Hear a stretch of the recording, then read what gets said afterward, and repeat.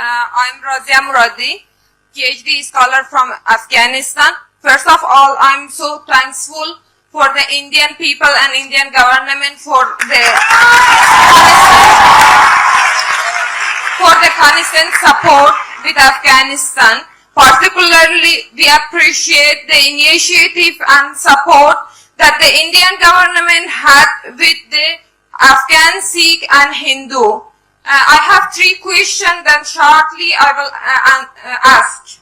First question is that now, what will be your further action for the other ethnic minority, specifically Hazara community in Afghanistan, who are suffering from the discrimination and violence in Afghanistan?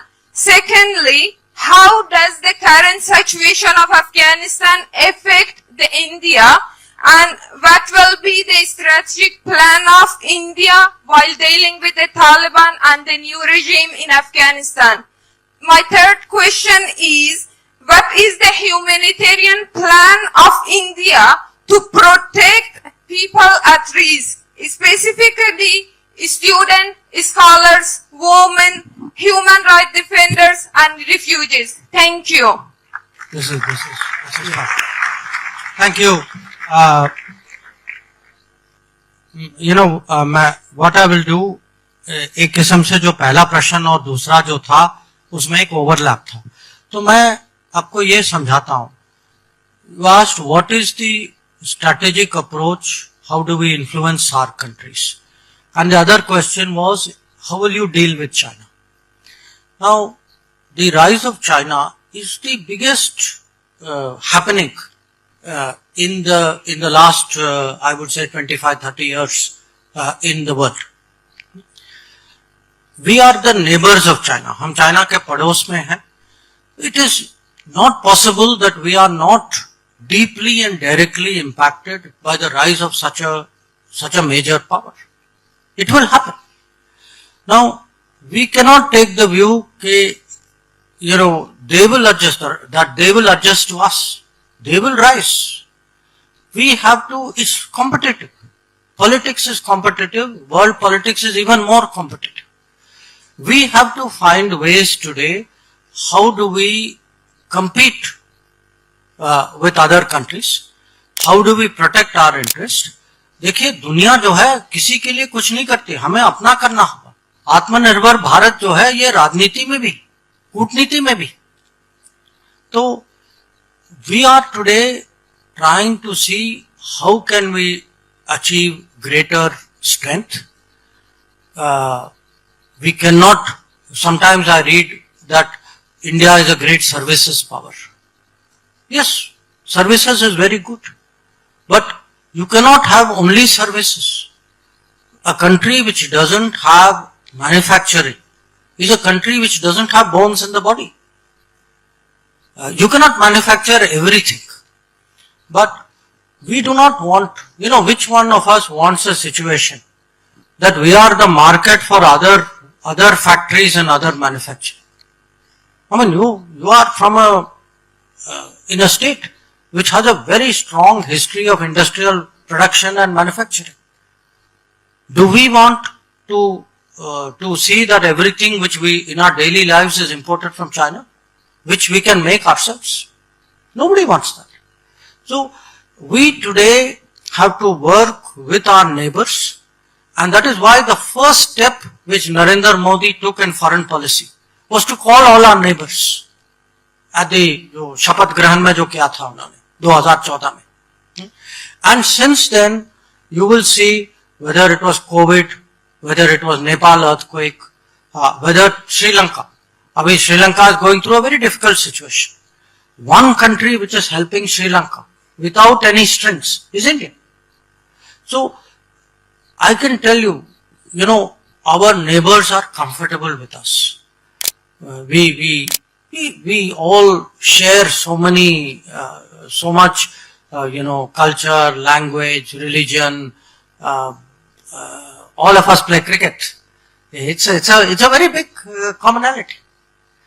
But we also must understand neighbors will look to see where they can get advantage if they feel there is some other country which will do something, they will of course try. We have to compete. And I can tell you one thing. This country has the ability. When I look, one of the reasons I like meeting young people, going to universities, going to school, I see the energy, I see the confidence in young people. And I see in last 8 years what vision and leadership can give to this country. That we are capable of many, many things. It is just, we have to believe that we are capable of it, and we need to have a leadership which will set the targets, which will create the policies, which will encourage people to express their talent. So it could be, as I said, today, I, perhaps more than any other Indian, I hear what the world says about India. The world looks at our handling of COVID. The world sees how in the middle of, this Ukraine conflict, we have stood up for the interests of our people. The world sees the changes in India, the digital changes, the smart city changes, the economic changes. People see innovation. So our image is changing, our capability is changing. We need to believe in ourselves.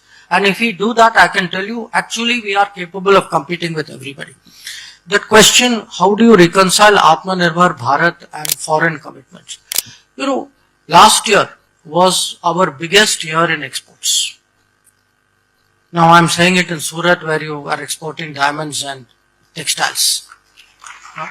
It is our biggest year, not going back to pre-COVID, ever in our exports. And we have the capacity to compete with people in different sectors.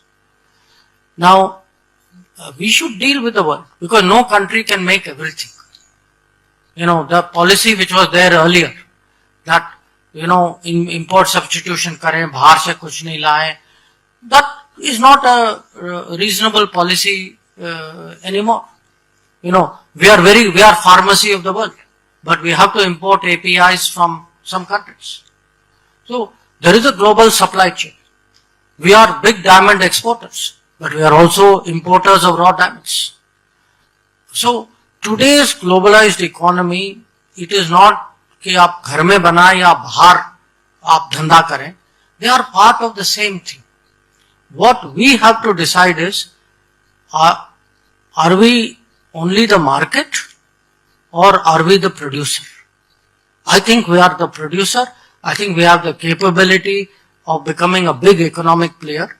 We should not be the fifth largest economy without the employment of fifth largest economy. That's why when I gave you that example of what Uday Kotak was talking about, for me, it is not, economy should be big. You can get 9% growth rate, but with very, not reflected in actually the employment of that activity. So we need today employment-centric economic growth. We need manufacturing in this country. We need innovation in this country. Our talent in services, in the digital world, has to be promoted in different ways. And then I think we should actually become a very major global economic player. I think that is the kind of vision which the Prime Minister has, and which I think the young people, the coming generation, will be able to fulfill. Finally, the question which our friend from Afghanistan asked. Some very, very tragic things are happening in Afghanistan. You spoke about the Hazara community very, very recently. Maybe some of you may not know, there was an attack on a school and a lot of young children were killed in a school which was, many of them from that community. Look, India cannot determine what is happening in Afghanistan. Afghans have to determine what is happening in Afghanistan. What India can do is, in a difficult time, give help to the people. We are doing to the people. We are not giving it, it's not political step. It is not something which is done government to government. We have sent food, we have sent medicines, we have sent vaccines. We have tried to help the Afghan people in a very, very difficult situation. I think that is a sentiment which most